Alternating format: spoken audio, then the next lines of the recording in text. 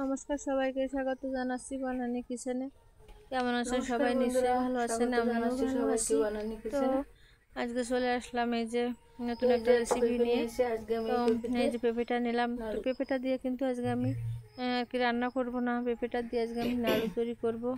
তো কিভাবে আমি এই পেঁপের নাড়ু তৈরি করি আপনারা আমার পুরো ভিডিওটা দেখবেন, তাহলে বুঝতে পারবেন। আর সবাইকে অনুরোধ করব ভিডিওটা দেখার প্রথমে কিন্তু লাইক দিয়ে ভিডিওটা দেখবেন। সবাইকে বারবারই বলি, কিন্তু অনেকে কিন্তু ভিডিওটা দেখেন তা লাইক দেন না। তো যাই হোক, আমি নাড়ুটা তৈরি করব। তো সেজন্য পেঁপেটা আগে কেটে নিতে হবে। তো কেটে নিলাম। আর এই যে পেঁপে, কাঁচা পেঁপে তো প্রচুর আটা থাকে। তো আমি এই যে পেঁপের মুখটা কেটে নিয়েছি, সেই মুখটা দিয়ে ঘষে ঘষে কিন্তু অনেকটা আটা বের করে নিলাম। আর এখন পেঁপেটা আমি মাঝখান দিয়ে কেটে নিলাম। তো পেঁপেটার ভিতরে কিন্তু অনেকগুলো বিচি হয়েছে। তো আমি একটা চামচের সাহায্যে বিচিগুলো ছাড়িয়ে নেব। তো বিচিগুলো আমি চামচের সাহায্যে ছাড়িয়ে নিয়ে এখন এই যে চালটা আমি ছেলে নেব পেঁপের।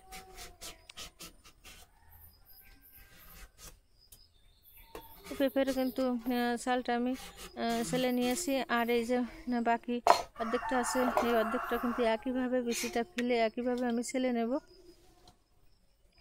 তো পেঁপেটা কিন্তু আমার সালা হয়ে গেছে। আর আমি এই যে 4 খণ্ড করে নিয়েছি পেঁপেটা। আর এই যে একটা কোরানি নিয়েছি, আমি এই কোরানির সাহায্যে পেঁপেটা এখন কুড়িয়ে নেব। তো আমি আজকে এই কোরানির ছোটো পাশটি কিন্তু পেঁপেটা করাবো। যত ছোটো করে করাবেন তত সুন্দর হবে কিন্তু নাড়ুগুলো। তো আমি এই ছোটো পাশটি কিন্তু কুড়িয়ে নিচ্ছি। আর কিন্তু ছোটো গাছটা করালে খুব সুন্দর হচ্ছে, কিন্তু একদম ছোটো ছোটো হচ্ছে নাড়ুগুলো, কিন্তু এভাবেই কিন্তু বেস্ট হবে, সুন্দর হবে। তো আমি এই একইভাবে সবগুলো পেঁপে আমি কুড়িয়ে নেব। তো এই যে আমার সব পেঁপে আমার কুড়ানো হয়ে গেছে। এখন আমি এটা সিদ্ধ করে নেব। নাড়ু তৈরি করার জন্য একটু সিদ্ধ করে নিতে হবে। তো সেজন্য আমি এখন চুলোটা জ্বালিয়ে দেবো। চুলোটা জ্বালিয়ে আমি কড়াইটা বসিয়ে দিলাম। আর এখন কড়াইতে দিয়ে দিচ্ছি একটু জল। তো কড়াইতে জল দিয়ে আমি এখন কড়ানো পেঁপেটা জলের উপর দিয়ে দেবো। তো দিয়ে আমি কিন্তু একটু নেড়ে ছেড়ে আমি ঢেকে কিছুক্ষণ জাল করে নেব। এমনভাবে জাল করতে হবে যেন পেঁপেটা পুরোপুরি সিদ্ধ না হয়ে যায়, একটু কম থাকবে, সেরকমভাবে নামিয়ে নিতে হবে কিন্তু। তো আমি কিছুক্ষণ জাল করে নিলাম, নিয়ে একটু নেড়ে ছেড়ে এখন দেখে নেব আমার পেঁপেটা ঠিকঠাক মতো সিদ্ধ হয়েছে কিনা। তো আমার পেঁপেটা একদম ঠিক মতনই সিদ্ধ হয়ে গেছে, খুব বেশি সিদ্ধ হয়নি। তো এখন আমি নামিয়ে নেব। তো নামিয়ে নিলাম আমি এরকম একটা ঝুড়িতে। আর নামিয়ে নিয়ে কিন্তু পেঁপের যে জলটা আছে, জলটা আমি খুন্তি দিয়ে চেপে চেপে কিন্তু ফেলে নেব। আপনারাও কিন্তু মানে চেষ্টা করতে হবে যত সম্ভব জলটা বের করা যায়, তাহলে কিন্তু ভালো হবে। সব জলটুকু বের করে নিলে ভালো হবে। তো আমি এভাবে খুন্তি দিয়ে চেপে চেপে সব জলটা কিন্তু বের করে নিয়েছি। আর এখন এটা নাড়ু তৈরি করার জন্য আমি কিন্তু আবার চুলোটা জ্বালিয়ে দেব। তো চুলোটা জ্বালিয়ে আমি আবার কড়াইটা বসিয়ে দিলাম। আর এখন কড়াইতে দিয়ে দেবো আমি চিনি। তো আমি কিন্তু পেঁপেটা কিন্তু মেপে নিয়েছিলাম, আর দেখানো হয়নি সেটা আপনাদের। এই যে বাটিটা নিয়েছি, এই বাটিটার 1 বাটি পেঁপে হয়েছিল আমার সিদ্ধ করার পরে, জলটা ফেলে মেপে নিয়েছি। তো এখন আমি এই বাটির অর্ধেকটা কিন্তু চিনি দিয়ে দিয়েছি। যতটুকু পেঁপে হবে তার অর্ধেকটা চিনি দিলেই হবে। তো আমি অর্ধেকটা চিনি দিয়ে দিয়েছি ওই বাটির মাপ করে।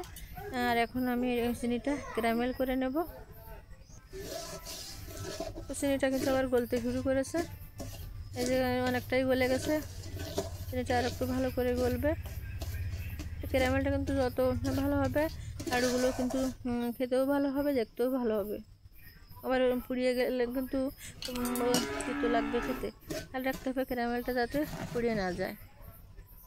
তো আমার ক্যারামেলটা খুব সুন্দর কিন্তু কালার এসেছে। তো এখন এই অবস্থায় আমি ক্যারামেলের ভিতরে দিয়ে দেবো পুড়িয়ে সিদ্ধ করে রাখা পেঁপেগুলো। তো পেঁপেটা দিয়ে আমি ভালো করে ক্যারামেলের সাথে মিশিয়ে নেব।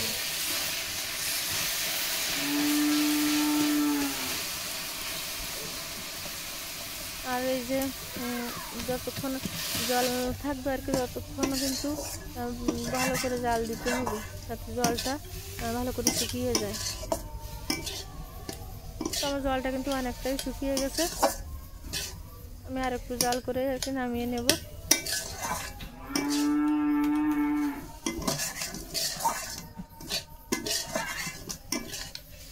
এখন কিন্তু আর কোনো জল নেই, দেখেই বোঝা যাচ্ছে। এখন কিন্তু আমার এটা নাড়ু করতে খুব সুবিধা হবে, মানে হয়ে গেছে আর কি, নাড়ুর যে পাকটা সেটা এসে গেছে। তো আমি এখন নামিয়ে নেব। তো আমি এখন একটা পাত্রে নামিয়ে নিলাম, নিয়ে গরম গরম অবস্থায় থাকবে, খুব একটা গরম না, গরম থাকবে। তো যাই হোক, ওই গরম অবস্থায় আমি এখন নাড়ুগুলো পাকিয়ে নেব। তো এই যে আমি হাতে একটু করে নিয়ে এই যে 2 হাতে তালুতে ঘষে ঘষে নাড়ুগুলো কিন্তু আমি পাকিয়ে নিচ্ছি। তো এই যে আমার এভাবে নাড়ু একটা হয়ে গেছে। তো এরকম একইভাবে আমি সব নাড়ুগুলো তৈরি করে নেব।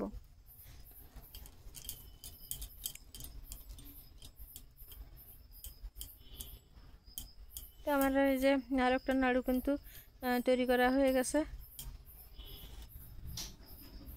তো এইভাবে আমি সব নাড়ুগুলো তৈরি করে নিলাম।